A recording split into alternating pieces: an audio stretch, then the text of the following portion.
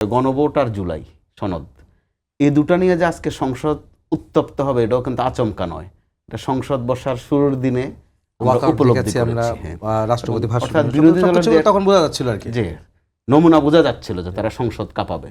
তো সংসদটা একটু কাঁপক না, আমরা তো সংসদ কাঁপতে দেখিনি 17-18 বছর।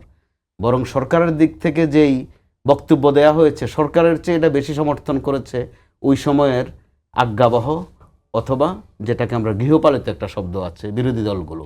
অর্থাৎ ওই সরকারটাকে ফেসিস্ট করার পেছনে ওই বিরোধী দলগুলোর একটা ব্যাপক অবদান ছিল। তো এবারের যারা বিরোধী দল আছে তাদের হোমওয়ার্ক বেশ ভালো, সেটা আমরা খেয়াল করছি। কিন্তু তো সংসদীয় রাজনীতিতে এই হোমওয়ার্ক থাকা ভালো। এখন আলোচনা হচ্ছে, আলাপ হচ্ছে, মাঝে মধ্যে সংলাপ হবে, তারা একটু চাপ তৈরি করবে, সরকার তার জায়গাটা পরিষ্কার করবে। সরকার আজও পরিষ্কার করেছে, সালাম ভাই একটু আগে যেটা আরও পরিষ্কার করেছেন ছোট্ট করে, যে তারা তো জুলাই সনদের বিপরীতে নয়। বলছেন যে একটা ওই সনদটা একটা ঐতিহাসিক ঘটনা, কিন্তু ইতিহাস আর ভূগোলের মধ্যে একটু তফাৎ আছে। একটার মধ্যে আবেগ বেশি আছে, আরেকটার মধ্যে বাস্তবতা আছে। এই দুইটার একটা সংঘর্ষ আছে আমাদের সংবিধানের সাথে আর সনদের সাথে।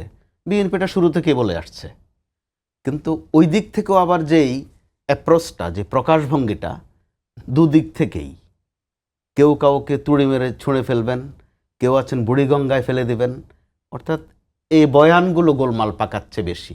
কিন্তু আমি সংসদ বিট করেছি অনেক দিন, তো তাতে যে উত্তেজনা হয়েছে আমি সেটাকে খুব নেতিবাচকভাবে দেখছি না।